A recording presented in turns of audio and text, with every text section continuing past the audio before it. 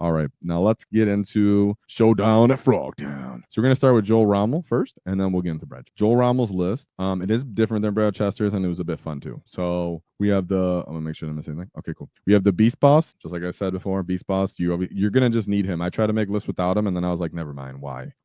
Beast Boss on Squigosaur here. Again, we see him. I've always been someone who said, hey, let's get the Navon Smasher Squig in there. But see, people seem to be just going into him because they want more damage, because now we're seeing maybe a bit more vehicles than even before. So yeah, it's totally viable either way. I'm still a little bit more in favor of Maz, but the more games you play, the more you realize that Mog is not reliable for damage output. Then you have Navon Smash Squig, Navon Smash Squig, and then the Warbosses. Of course, I love me the Warbosses. Right here, just battle line, 1 unit, 2 units of Gretchen. That's what I would suggest minimum you take. Not that I'm telling you what to do, just my minimum suggestion. I'm a big fan of what we call the scalpel unit around here. As you always know, I constantly remind us that we have low AP, and sometimes you'll suffer for that. I'm a fan of bringing knobs because they do give you that -2 AP, and they have a boatload of attacks. Also, I think something that's it's not on this list right now. I didn't see him. This list didn't actually bring Captain Badrook, interesting enough. But when you get these knobs in here and you get Captain Badrook somewhere near the enemy that they want to fight as well, considering everybody's in trucks and such, that -1 toughness all of a sudden makes it so knobs can punch up into a couple different kind of monsters. So don't forget that tech piece as well. If you're going into someone and you're like, oh, I might want that aura, because he does reduce the toughness by 1. Then we got 2 units of Storm Boys. That's another minimum I would take, 2 if not 3. And then boom, all the Squig Hog Boys. He brought just 3 bricks of Squig Hog Boys. So we seen the truck spam. Now we're back here with the Squig Hog spam. And then just 1 unit of bikers. The fun part about this list is he brought Grot Tanks. Grot Tanks are highly viable. They're fast. They have ablated wounds, meaning that they have a good amount of wounds in the unit, but they're spread between different models. Therefore, an enemy can't just one-shot and get a bunch of return on investment for their shooting all the time. And rockets are great, right? We love rockets. And then just 2 trucks.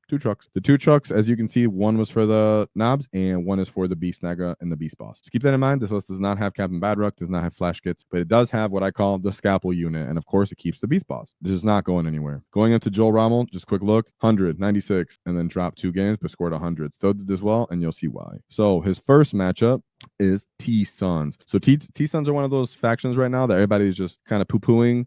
They're very upset because they think they got her nerfed very, very hard. And I wouldn't say they're necessarily wrong, but I'm not sad for them. Okay, so we got Armin, Magnus the Red, Exalted Sorcerer on Disc, Exalted Sorcerer on Disc. These are Zeech, and Exalted Sorcerer on Disc. Okay, so the list, an Infernal Master, another Infernal Master, and then a Demon. So this person just decided, I don't care about the points increases. I'm just going to take all the characters and still put them everywhere. I think that's not going to be helpful to them. Then we have the Zangor Lawton. Of course, this Thousand Suns Forge Fiend, that's very important. I do think this is actually an excellent unit. I'd bring it. He brought another one. Some Rhino right here, and then he went straight into the Changeling as a ally. So it's an odd list. I don't think this is the most powerful or this is not what the meta is going to be for TSuns, but this guy was trying his heart out, and for trying his heart out, he got stomped out, and he 100 points put up on them. So let's go into the next matchup. So Tyranids with the Vanguard, right? Vanguard, I think, is one of those, it's going to be good for like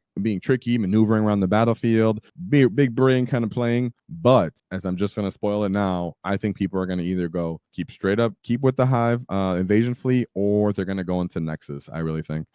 If they don't choose any of those, they could choose to kind of do the one that eats everything, but still. I think this is for big brain players, but when they go into NIDS versus NIDS, people who decide to tech more into either Invasion's fleet or Nexus will probably end up winning in this match. Still fun. People, of course, are trying to figure out the codex. So you have the Brood Lord, Death Leaper. Death Leaper is pretty good value for his points. Gargoyles are very, very much annoying. They get to move multiple times. So pay attention to your gargoyles. They're going to try to steal your objectives. They're going to just be a nuisance. And that's where something like a Flash Gate could come into play and overwatch them and solve that problem real quick. Then you got Barbgaunts, Biovores, Gene Stealers. Gene Stealers I don't think are very powerful right now, so it's interesting to see them on the list. Maliceptor, only 1. And then Neurolictors. These Neurolictors are very annoying because they cause battle shock. So pay attention that they're going to be possibly on list. They're going to stand and touch objectives, try to cause you to induce battle shock. Then you have the Norn Emissary. So he only has 1, but still, I have a feeling that lists are going to take 2. putting it out there. But even one on the list is going to be important. If you don't know what the Norn Emissary does, I believe he's T11. He has about 6 attacks that are damage 3, and then he has about 4 more that are damage 2. He gets a ability in his on his data sheet that he chooses an objective, and then when he gets to that objective, he gets a 5 of Feel No Pain, and he gets, I believe, 15 OC. So most Tyranid players are just like, I'm going to run right there and just place him there. He's going to stay there the whole game. Or you're going to have enough firepower or punching ability to take him out. Ripper Swarms, this is what they're relying on to do for their scoring potential. Put them in outflank. Trigon, I'm not a fan of, but here it is. And as you see, remember, this was the Vanguard attachment, and that's why you can see these Von Ryan Leapers. And then 2 units of Zoanthropes, because no matter what, you need those shooting las cannons for Tyranids, I guess. Overall, it's fine list. But Joel Raml handled that with a quickness. But now we get into the head scratcher here, right? We get into someone that we decided as a community to watch out for, which is Tau. And we were right. Tau made a splash overall in the meta. And just because they got such a huge point decreases, and like I always say, Orks don't have good armor saves, therefore just throwing dice at us, just like we like to throw dice at you, does work against us. So we have Commander Farsight. He did end up losing this game. Commander Farsight, Commander Shadow Sun, Cold Star Battlesuit, and then he brought Broadside Battlesuit, Crisis Battlesuit, Big Brick. They're always going to bring about 2 of these in every tile list, so just be expecting of it. Now this was the weird one, Skyray Gunship. So this isn't actually a flyer, but it does fly.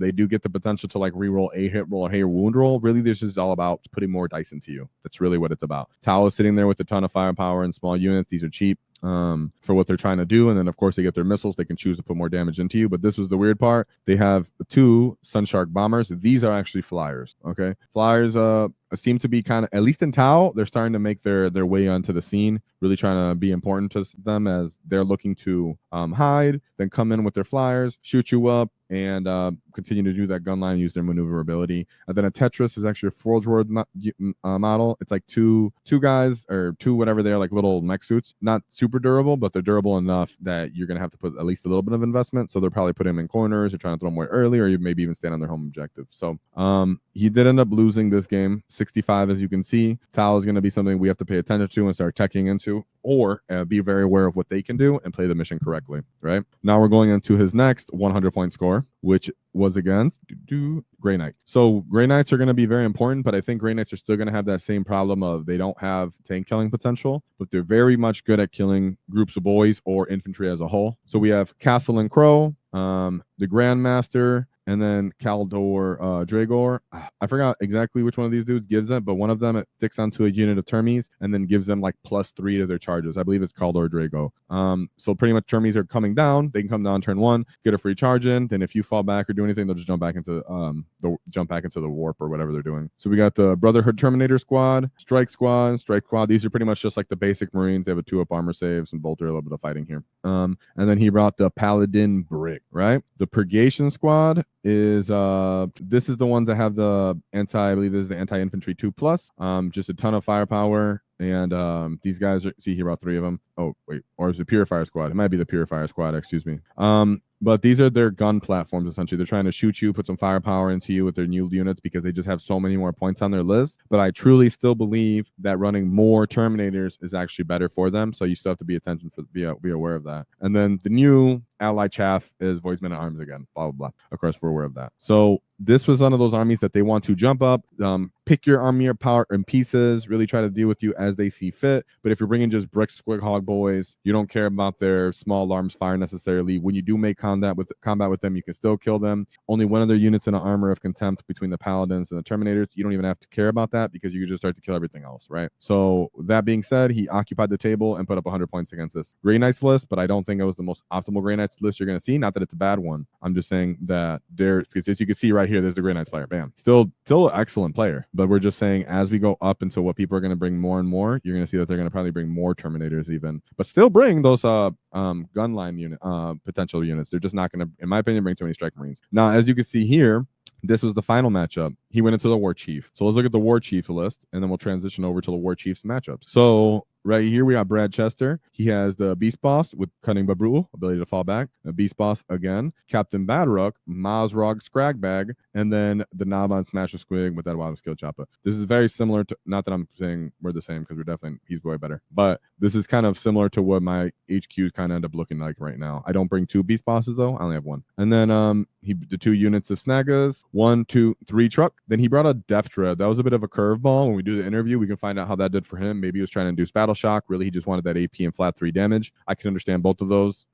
You know, so it is what it is. He brought that Flash Gits, of course. Then 2 units of Gretchen. That's what I see as the minimum. And then this is also how I like to break down my squigs, as I've said several times before. 1 brick with the knob, and then these 2 are what I call skirmishers, right? They're cheap, 110 points for that point cost. You're not going to get another unit that is skirmishing nearly as well across the game. So Squig Hog Boys are great for that, and the small units. And then 1, 2, 3 units of Storm Boys, just like last time when he ran it. So he went into Drel Raml, as we've seen here, and Brad Chester did end up winning here. Going straight up to Jed, he put up 95 points into Drel Raml. So Drel Raml, you still did a great job. Nothing to cough at, nothing to put your head down for when you lose it to Brad Chester. He is an excellent player. And as you can see here, just giving it a quick peep, Death and Glory, Death and Glory, Death and Glory. You know, as we said before, he has his competitive channel, and it's just full of just competitive as a whole. It's not even necessarily just orcs. Of course, he's an orc, but the rest of the guys are there, and they were trying to beat up the meta, as you can see. All right, now let's get into the War Chief and how he did real quick. Like he said, he's going to give us an interview, he said, as well. So that'll be interesting to actually hear what he says after I say whatever I'm going to say. So let's look into the first matchup. Again, here we are with World Eaters. Like I said, guys, pay attention to World Eaters, just because even though we, in my opinion, still have a pretty good advantage if they're using Angron, if they don't use Angron, they start to use allies. They start to pick other different tech pieces. I think they can still do actually very excellent. Karn the Betrayer, I'm not into him. I think he's just a little too slow, and the Master of Executioner essentially does his job much better. Lord Avocado, and the World Eaters, Lord on Juggernaut. So this looks like this is more about like a pressure. He's going to come forward with his characters, try to advance and charge. Possibly turn 1, most likely turn 2 into you. This is just all pressure. He got the Cornzerkers, Rhino, 8 bound, the Exalted 8 bound, I believe, right? Or the 8 bound champion. These are the bigger ones with the bigger hits. Bigger one. The harder hitting ones, I believe. Here we go. Sorry, these are the harder hitting ones. The Exalted 8 bound. So he just brought Exalted, and 8 bound. Keep in mind that 8 bound actually give an aura of reroll 1s to wound. So actually it helps with World Eaters as a whole and their offensive output. Like I said, World Eaters trying to do similar things to Orks, but their damage output is a bit more reliable. And delivering 8-man unit of 8 bound, as long as you're not getting shot the heck, right? Because once they start getting shot, they just fall apart. If you're playing against World Eaters, throw Squig Hog Bombs to the 8 bound, you'll feel good about that.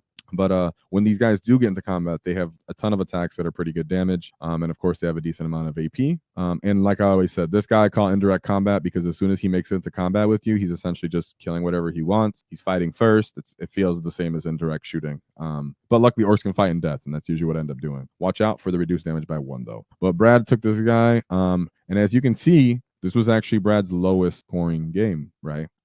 Just the point that I'm trying to make here is I'm not saying World Eaters are going to take over the meta. I'm saying for Orc players, be aware of World Eaters, learn their rules, understand that they're trying to do what we do. They're trying to do what we do with more expensive units, with more reliable damage output, but they can't trade as well, and they don't have enough chaff. But I think as soon as they start dropping stuff like Angron, and they, at least in my opinion, and start bringing more smaller units, even a bit more cultists, bring that Demon Prince, that's what I think is a little bit more viable as a World Eaters list. And of course, like I said, allies. So we're going to go into the second matchup. He ended up going on 2 Nids. Another, this is the Invasion Fleet, right? This is what I think is a little bit more reliable and meta. So we have we see the Broodlord, though. A little bit surprising, but it is what it is. Maybe I have to figure it out. Maybe he does something a little better than I thought. But I think Gene Stealers just aren't that good right now. So I'm not really understanding that. We have the Death Leaper. He's pretty good. Hive Tyrant. This is what I usually assume is going to be on every list, just the Hive Tyrant with adaptive biology. Even just him alone is excellent. And then the Swarm Lord. I'm not sure if he's necessary, but he's still very useful, at least in Invasion. Then we have the Biovore, 3 Exocrines. Like I said, if you don't see 2 Exocrines, you're probably seeing 3, but you're not going to see 1, you're not going to see none. So the Gene Stealer unit right here, 2 Arl Specs. Arl Specs are just so cheap for what they're doing. They have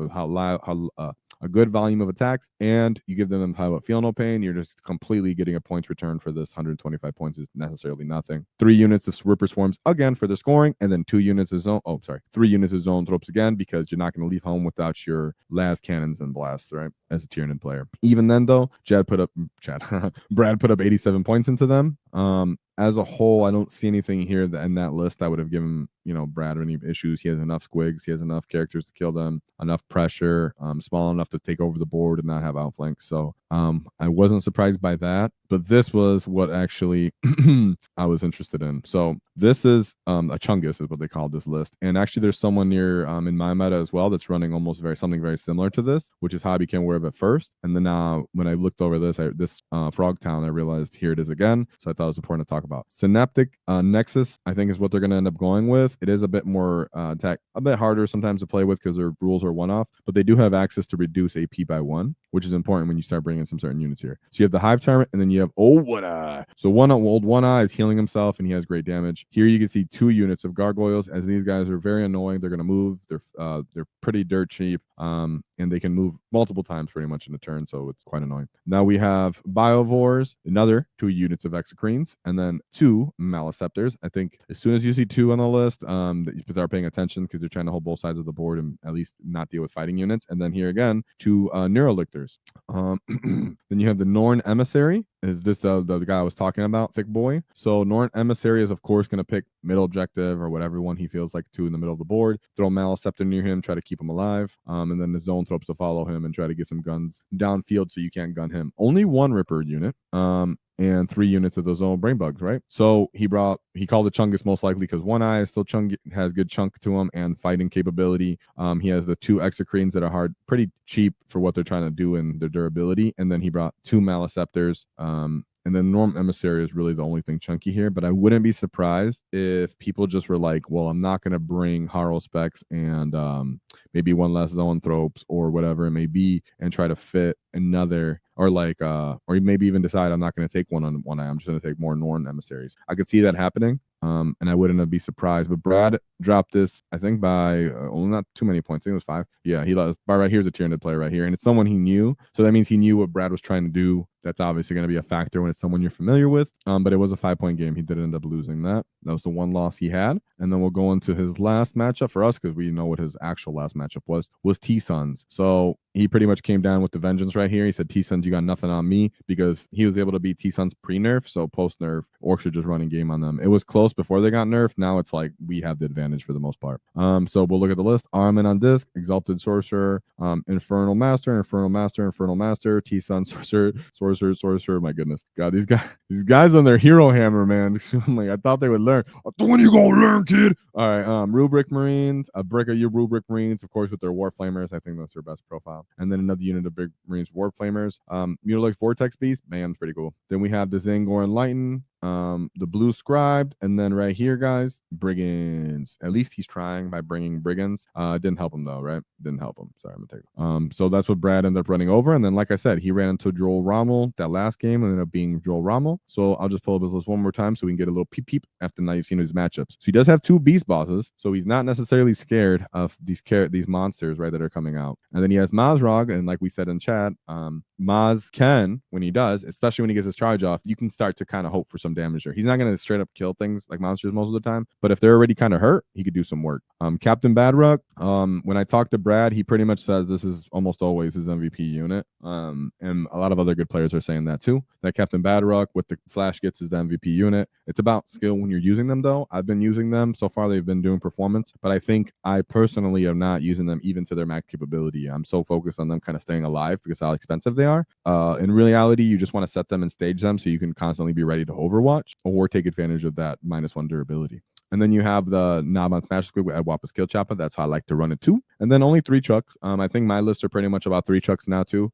Sometimes 4, but usually for me it'd be like a Beast Boss, Snobs, and then Flash Gets or something like that. The Death Dread, like we said, this was here. I don't know if this is going to continue to be on this list. I'd love to find out in the interview. And then everything else is just kind of small, right? Storm Boys, Squighog Boys. I'm surprised he doesn't like bring 1 biker unit. I really find utility in just having 1 biker unit, like I said, for the Eldar or the Inceptors or whatever it may be. Something that's a little thicker, but maybe he decides I'm just gonna leave Squighog Boys in my home field objective. I did it against Grey Knights before, and it ended up working out because he just didn't want to put anything cheap over there. And with how big their bases are, I still able to screen. But bikers can kind of do that to an extent, right? So yeah, kill, but they can screen. So yeah, that's it for the GT list. As you can see, Orks did good. Look at right here, we got Joel and Brad right here. And why I wanted to bring up Joel is because he's not a part of Death and Glory. So I just wanted to show that even though he's not a part of Death and Glory, you can see the similarities with this list, and he's still back into the squig bricks, right? So we've seen on the first list we covered, it's trucks with just 1 unit of squig brick. Then you see the second list we covered was just 18 squigs straight out the gate. And then the third list is a bit more relatable to me personally, is you're bringing the flash gits, you're bringing some Mazrog for the tanking capability, only bringing 1 brick of squigs, and then everybody else is kind of for scoring, running around, holding the board, which is how I personally like to play Orks as well. I think it's important that we play the primary and we take over board control, not try to literally go stat for stat with people. Because if you do, then you kind of also really have to hope that you don't get outplayed, like you don't get your unit touched, you don't get move block, stuff like that, and are outmaneuvered, and you have to hope that you don't run into any of your predators, right? Even though right now, I don't think, off the top of my head, not too many straight real predators for Orks, just matchups that become difficult.